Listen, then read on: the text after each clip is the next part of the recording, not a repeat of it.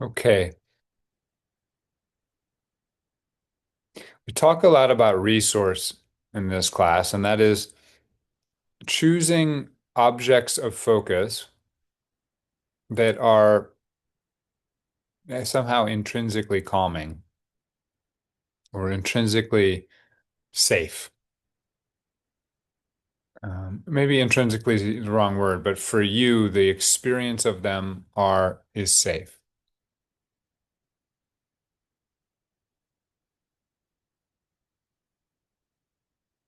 But once you get over the initial hump, the object becomes less important than the level of concentration. So if you get really concentrated on something, that itself is a resource.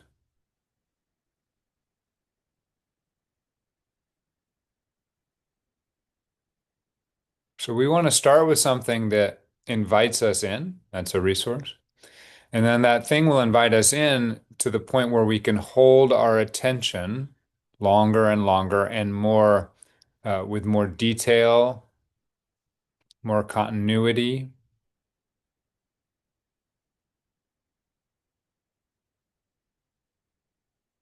And the more concentrated we are, the calmer our system gets.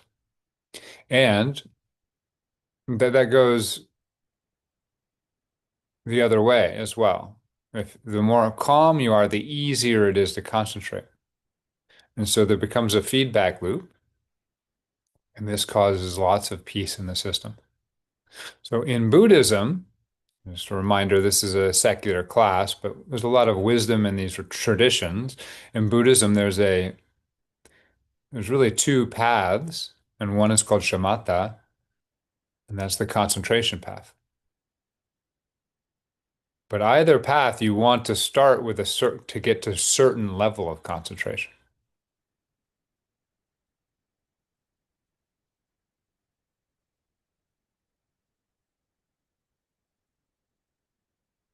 Now, we're sitting here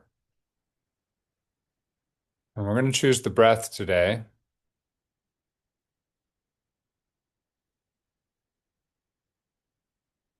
Unless the breath is really an uncomfortable object for you, then you need to choose something more pleasant in the body.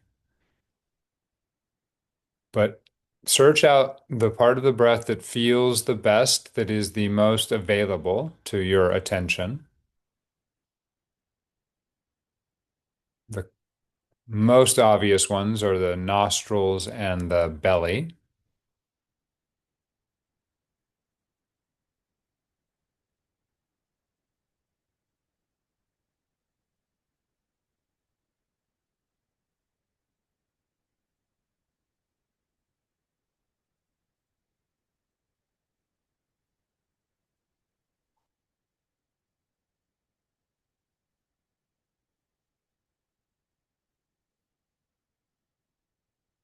And we're concerned with feeling the breath.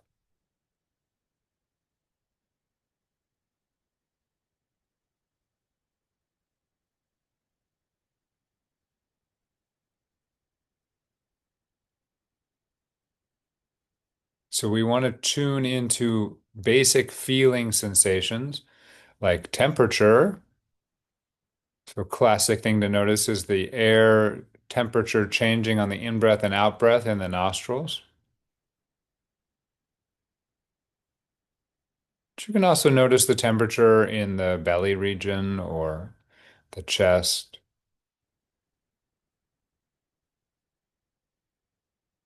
Pressure. So just when you expand the belly, there's pressure pushing outward. When you release the breath, pressure releases.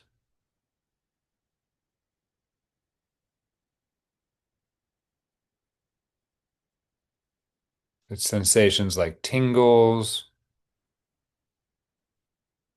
or vibrations.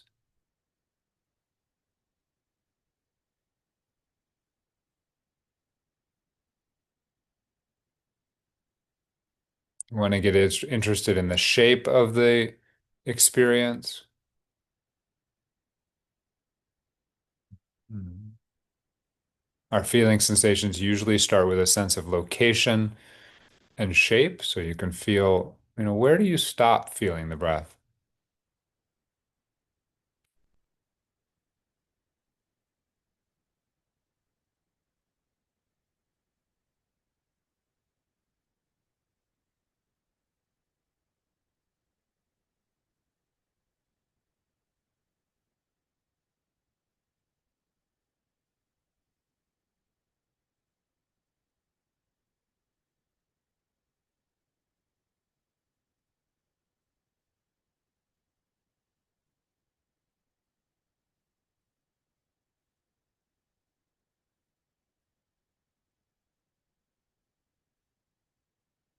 So again, calmness or relaxation is going to help with our concentration.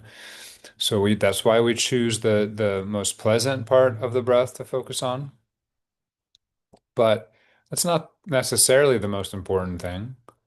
We also want to notice the relaxation element in the breath as we breathe out and just see if we can't let go of any tension in our body that is easy to let go of. We don't want to get enough battle to get relaxed. That will be counterproductive. But you might notice, oh, yeah, I'm always holding tension in my forehead and I can just relax it, or my jaw, or my throat,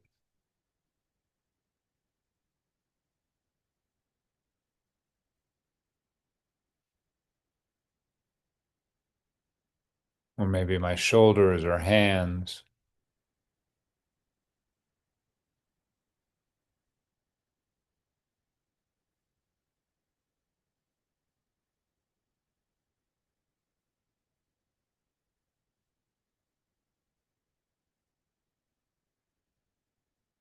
or my chest,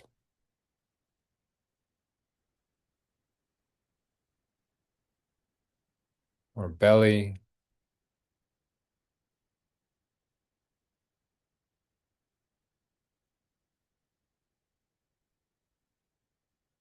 You use the breath to sort of notice that when you breathe out, there's a little relaxation and release. And so you can let go of some tension.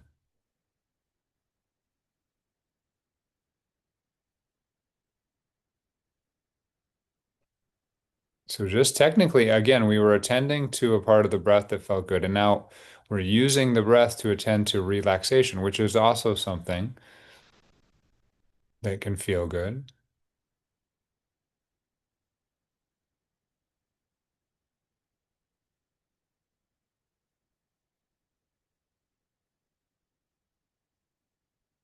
So that causes calmness in the body. So another element that you can start working with from the very beginning with breath is not controlling the breath. So control is something that causes tension in the body. We need to be tense to control things, and that's fine in life, but here we're trying to practice letting go of control. So the breath is something that you don't need to control all day long. It comes in and out,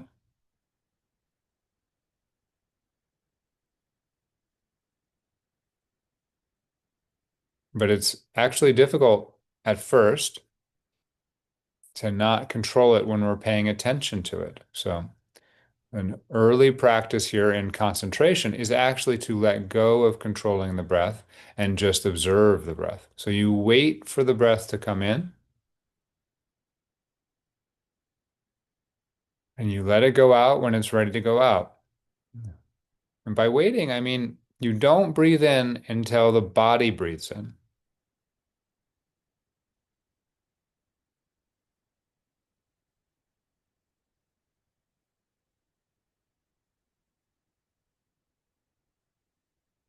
Now, if you really let go of the control of the breath, at first it may be kind of irregular or ragged. It might breathe out much quicker than you think. You might seem to be holding your breath. All sorts of strange things can happen when you let go of control. But relatively quickly, this will cause some calmness in the body if you can let two, three, 10 breaths go by without you controlling them, but you are attending to them.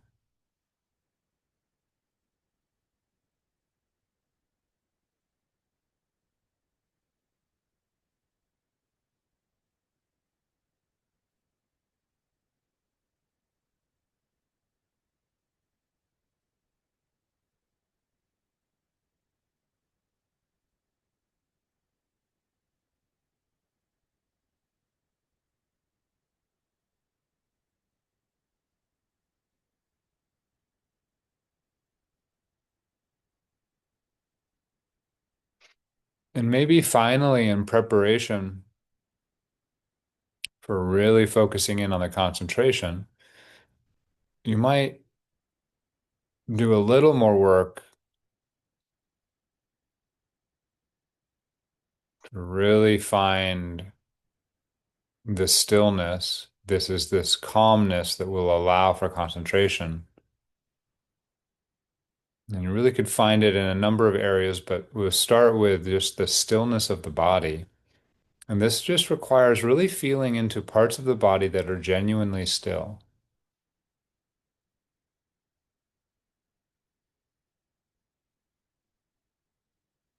Just noticing that maybe your hands are still, or your back of your head, or the bones, like your femur bones. This is a little bit harder at first, but once you get a handle on it, if you're focusing on stillness, then your mind starts to become more still.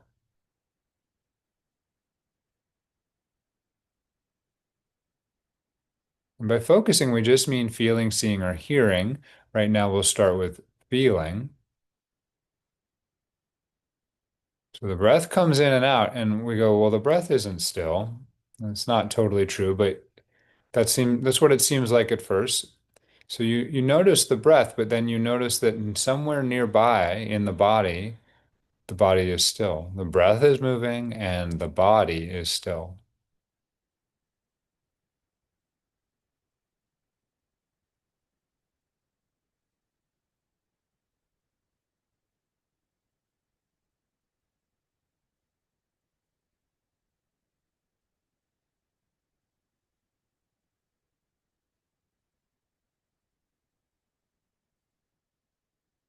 Just as a pointer, if the body is not the most obvious stillness for you, you can try the eyes, that is the blank space behind the eyes, a kind of stillness or peacefulness. Not looking at your imagined, nothing imagined, just looking at the actual light coming through your eyelids. Should be pretty calming. Or the sound of silence in your room, or the ocean wash in your ears, the sound in your ears.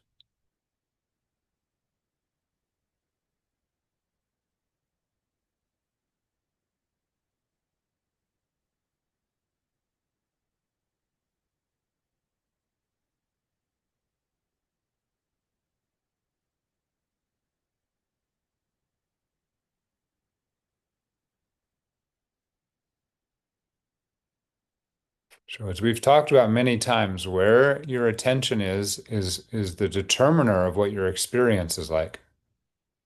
So we've just been taking a tour through some basic resources.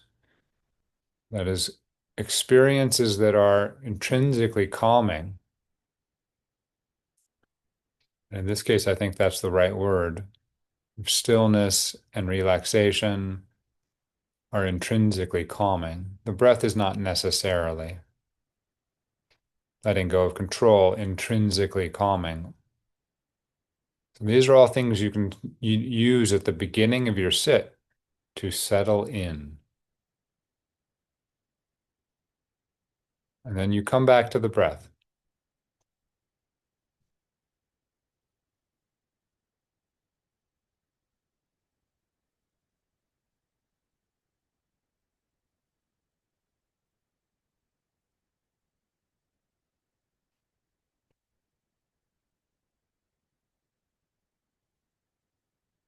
And so concentration is in some sense one of the least complicated, the simplest things to practice.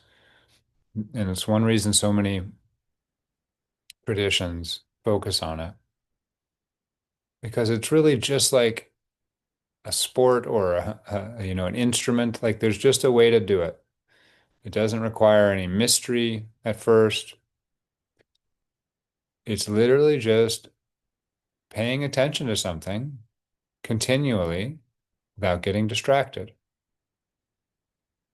The danger here is that because the goal is so simple, you get stressed out when you're not accomplishing it because it's still hard, simple but hard, simple but difficult.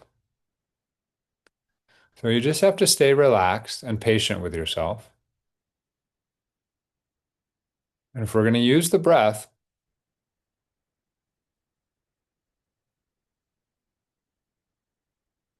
a really simple little goal to set for yourself is to be able to experience one full breath. And by that, I mean every microsecond of that breath, every inch of the in breath, everything that happens as the breath turns around, and every millimeter of the out breath. And waiting and feeling that part of your body that you're focused on until the breath comes in again.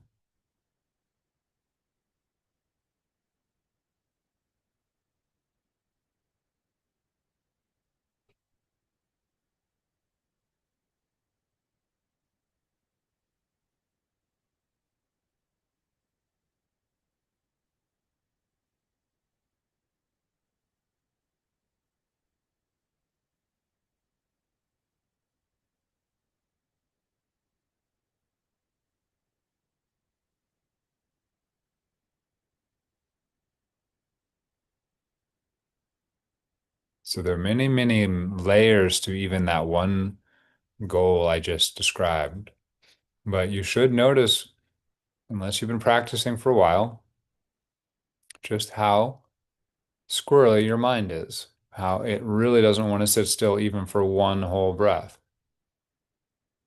If it does sit still for one whole breath, then fantastic. You just try for two, try for three, try for 10, and you try for more detail, more interest. You notice more elements of the breath.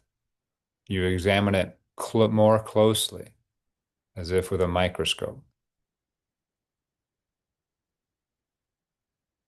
And you just focus in on the nostrils or the belly or whichever part of the breath you're feeling and just really feel that area.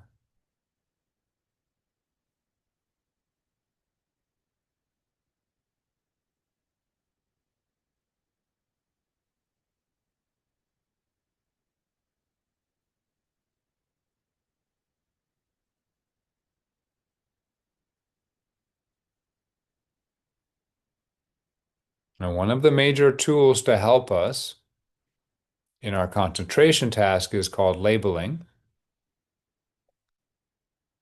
The breath, you could just label the in breath and the out breath. You could just label in your mind, just in, out. And you're not labeling and then controlling the breath. You're labeling as you observe the breath, as if you're watching a wave come in. You're like, in, here comes the wave. And then you wait. And when the wave goes out, out. This will occupy your thinking mind a little bit to help with concentration.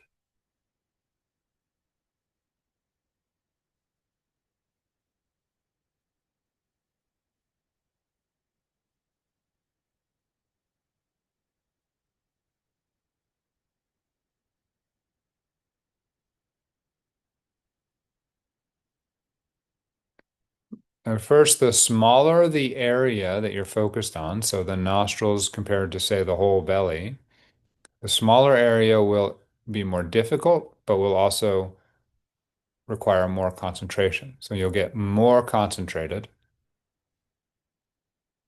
at first as you narrow your object, as you make it smaller, as there's less and less information there, so you have to focus in even more closely.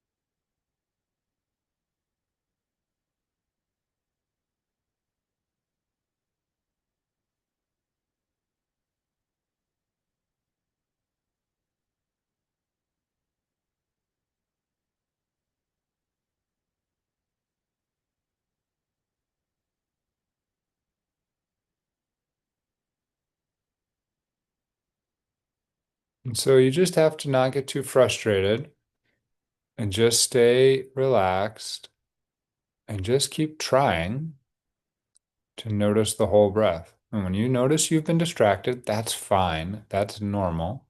It's sort of like you lift a weight and then it has to get put down. That's just how this works at first. The moving of your attention to the object is the lifting of the weight.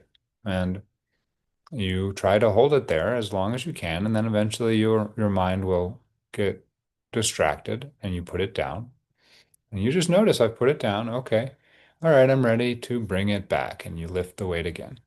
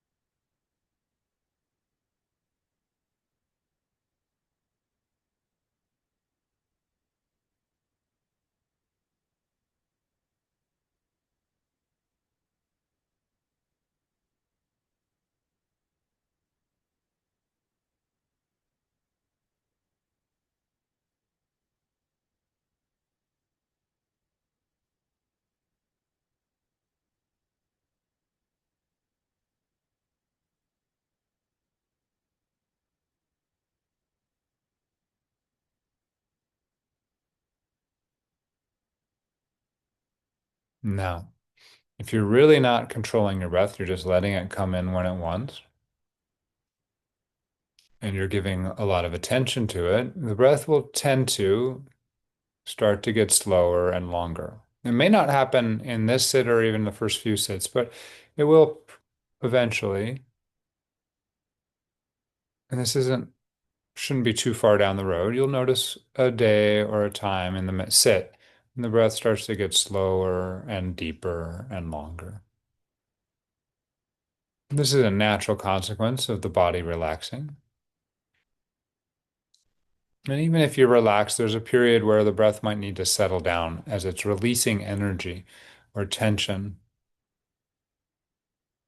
Then eventually it will find a longer, slower.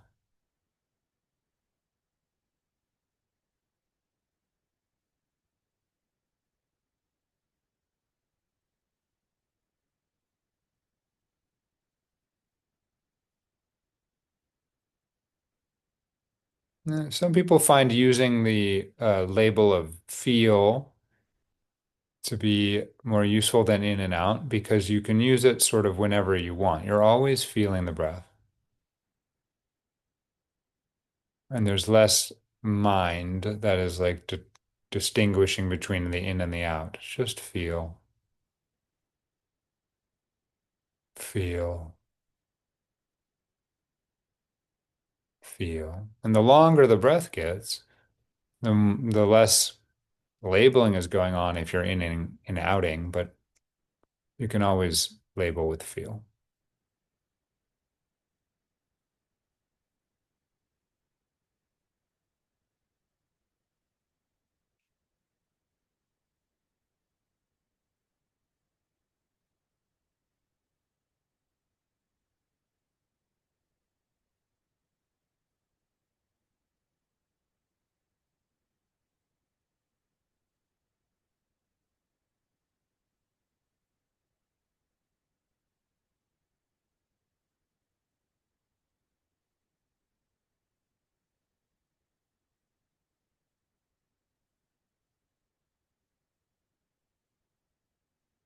So there's one other sense that might be distracting you. There's many ways to work with the breath. Some traditions, some practices work with the breath by actually focusing on a visual image of the breath. So you might notice an image of your nostrils breathing in or your belly. And some work with just the feeling sensation, which is sort of what we're doing today. You can either combine them so that you're feeling and seeing the object. Now, this is just an imagined object, right? You don't actually see your breath. So it's a way of focusing the visual attention so it doesn't distract you. It works kind of like a label. So if you notice yourself getting distracted by visual things, this can be useful.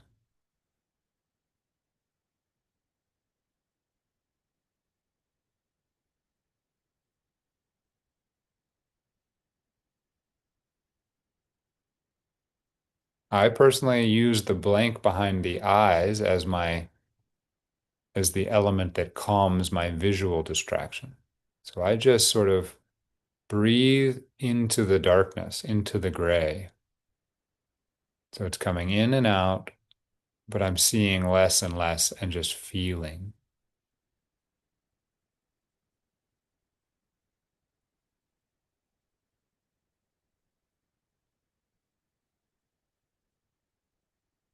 Okay, now, whatever you've settled on, we're going to do the last 6 minutes here and just settle in on it and see how much of each breath can I experience. I don't want to miss any little bit of my breath in the location that I've decided to focus on, in either the feeling or seeing experience of it.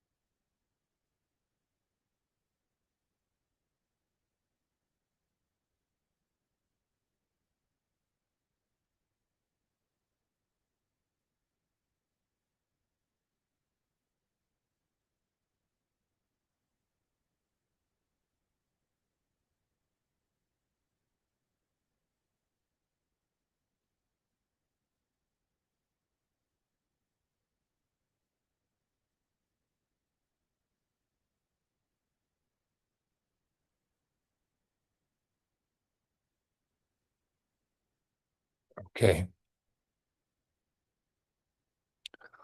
so we just take a little time to start to come out of the practice.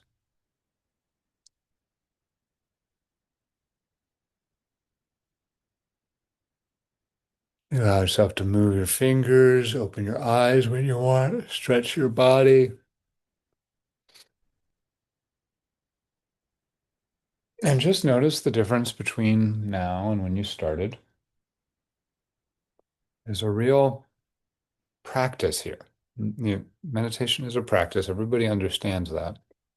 But we often don't know what to do, or it seems complicated what to do, or it seems a little mysterious what to do, or it seems like we're trying to stop something from happening, like thinking. And that's not what we're doing. But the concentration part of meditation is very simple to explain. It's it's very simple to know what you're supposed to do.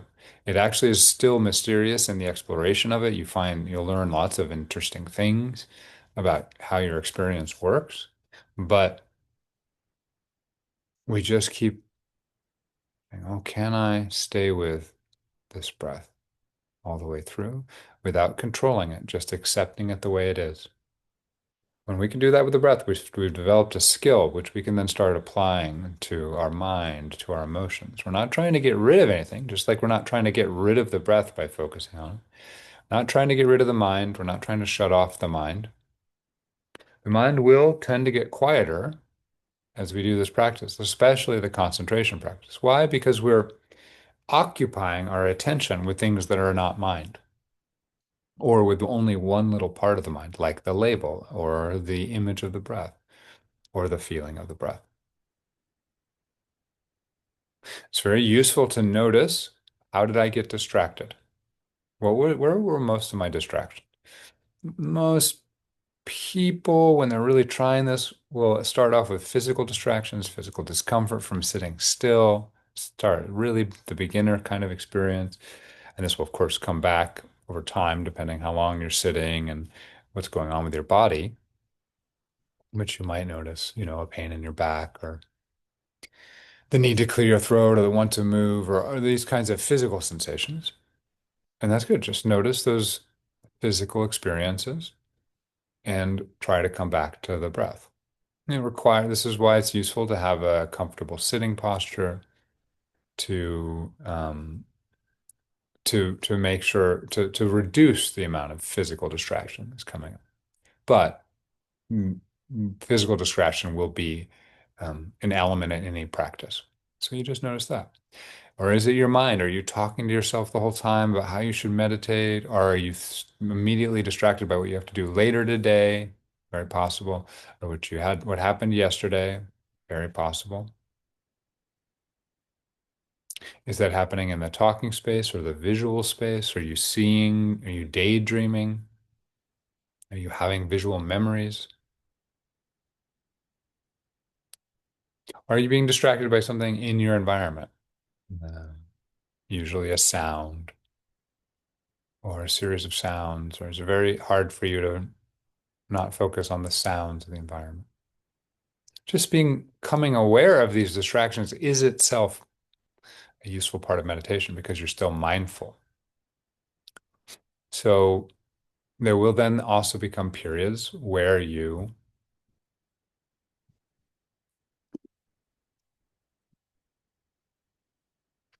lose your um, you lose your sense of the breath and you lose yourself in the mind. And that is you're no longer not both you are distracted and you are not mindful of being distracted. So you might go for 5 minutes thinking about something later. And this is very, very common for people at the beginning of the practice. In fact, this is probably the most common obstacle, is because if you can notice you're distracted and bring it back, then you're really meditating. That even if you're distracted every microsecond and you just keep bringing it back, that's building that concentration muscle and that's being mindful of what's happening.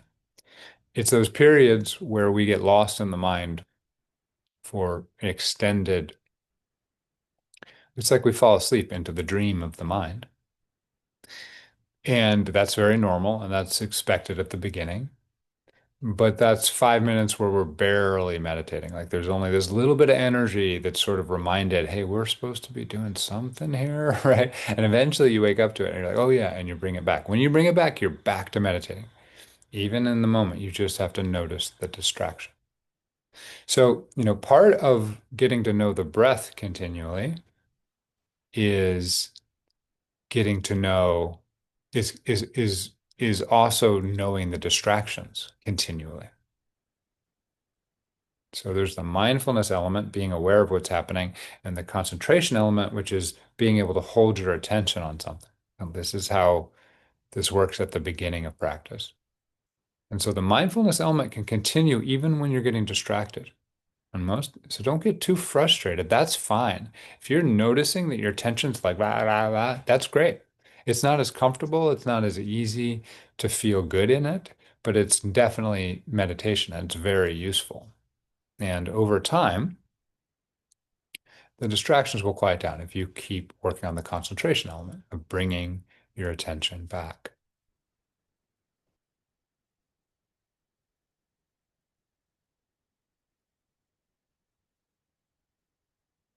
Now, concentration like this is very powerful.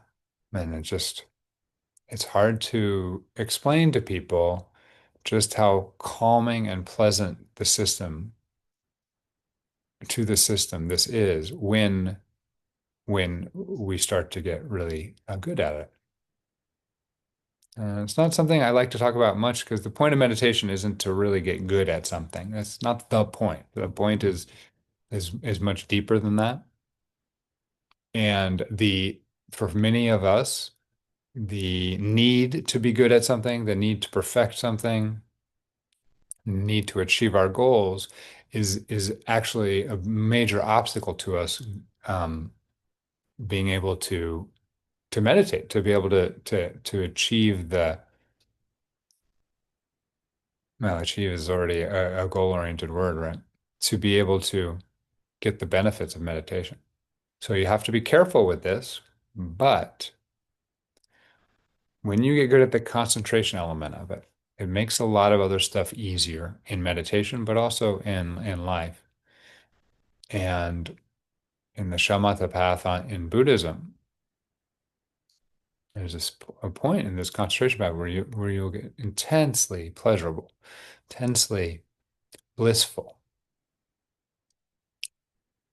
joy and rapture. It's often how it's translated and different elements of it. And then if you keep going, deeper and deeper states of of contentment, of equanimity, of peace, really, of peace. So concentration is a peaceful path. At first, it's a muscular path where I'm trying but it's like you climb higher and higher up that mountain, and you start to require actually less and less effort. You get less and less, it becomes easier and easier to climb, as if the gravity of the earth as you climb that mountain is you're getting farther from the earth and it's becoming more and more, you're becoming lighter and lighter, and you're also becoming more and more transparent.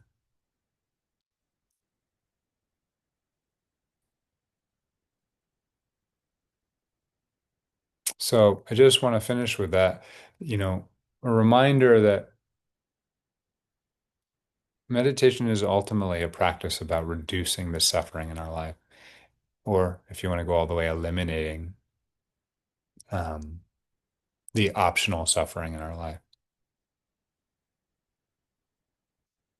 And that's going to require something a little more than just concentration. But concentration can cause real like nervous system benefits for when you're on the cushion. On its own, when you go into life, it will then, you'll be more relaxed, you'll feel better in life, but you're still going to have to deal with your psychological issues, the challenges you have in life, the things that worry you, scare you, right? But you can get a break from that with concentration. The deeper practice then is a practice that you can take off the cushion so that the elements of life that are challenging stop causing you suffering. Concentration is but a tool to do the deeper work of meditation, but it is an amazing and very powerful tool. And um, especially if you're one of those people who finds who is motivated by tasks or goals or achievements. And concentration can be a really good way to start because you'll get into it. You'll start to realize, oh, this is hard. And then you'll notice, oh, I can get better at it. And that's fun. It becomes gamified, right?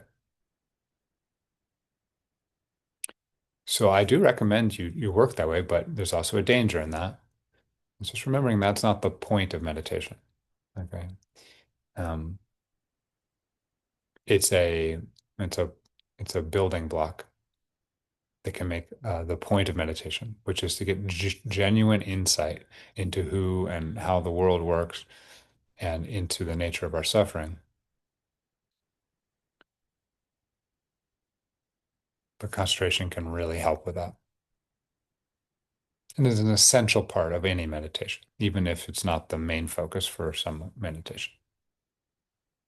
All right, that's it for today. Thanks for stopping by Facebook and Zoom.